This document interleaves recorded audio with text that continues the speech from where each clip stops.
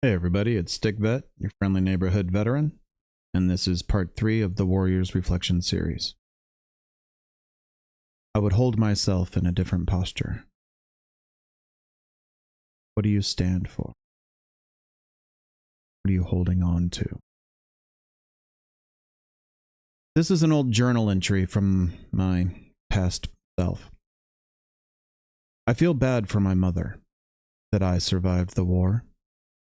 I vividly remember the look in her eyes before I left, and the drastic difference to the look in her eyes since coming home.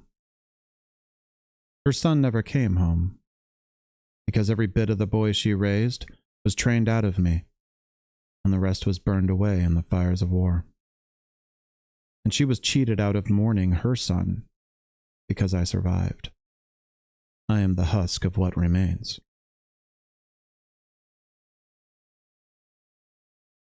That's how I felt back then. I could feel it. I could tell others could see it in me, but I did not know what it was or how to cleanse it. It was a disconnection. Military culture, humanity is a rationed commodity. From limited living space to the very short amount of time we spend in a day treating each other like humans. Smoke breaks are one such moment. A big reason so many smoke in the military is because it's the one area where it's acceptable to be a person, regardless of rank. I remember smoking with officers who would say, "Don't salute me, I'm on break." The smoke pit would be full of stories and jokes, just warriors sneaking some humanity into their lives. This is the sliver of self a soldier is allowed to possess. And other than these fleeting moments, warriors are disconnected even from themselves. It's part of the sacrifice and it keeps us on mission. But it's also years of a disconnected lifestyle, complete with bad habits and a negligence of self-care. So how is this inherent disconnection acquired? As a warrior, we don't have the rights that we fight for, nor do we get to live with the benefit of the virtues of the Constitution, that which we swear an oath to. Soldiers don't have freedom of speech. They'd talk back. We serve as living equipment, sacrificing the prime of our life, yet we were in servitude for freedom. We dehumanize an entire people to separate them out as our enemy, yet we fight for unity. We pacify ourselves with alcohol, social media, and video games, yet we fought for liberty. As veterans, we often outcast ourselves from our community, isolating ourselves, yet we stood for we the people. As warriors, we are disconnected from the world we fought for. But it's deeper than that. We are disconnected from ourselves as participants in the world. As veterans, that disconnection will leave you alone, standing for nothing, holding on to the past.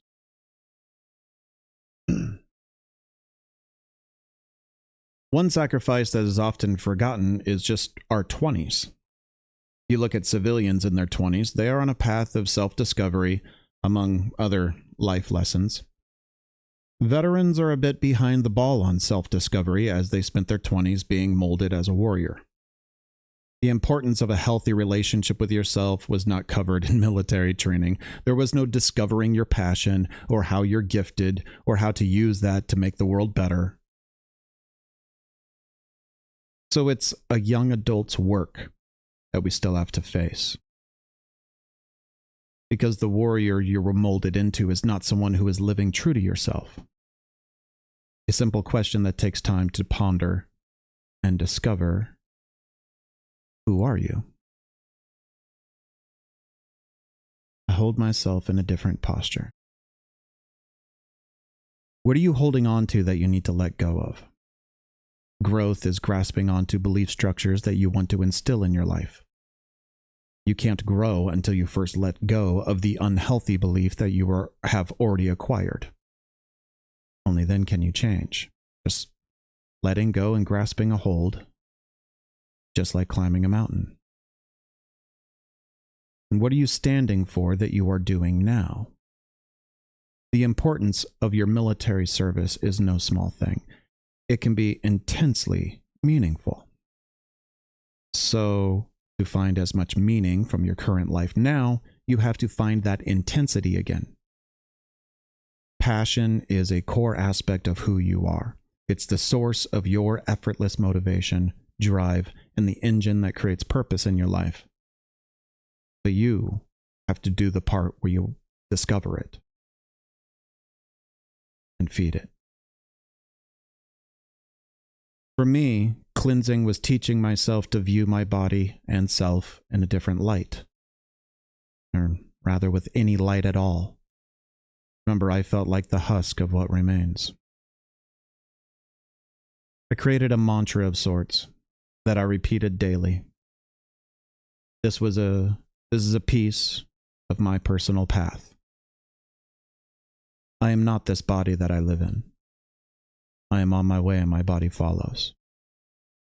For my body is a vessel and I am the captain of this ship. I do not live in the past of pride or shame. I live in this moment now. I do not live in the future of worry or control.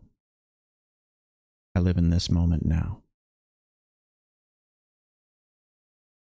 This was a way of reminding myself to get over myself and my old ways of thinking. This mantra grew into about 100 lines over time, but this is how it started.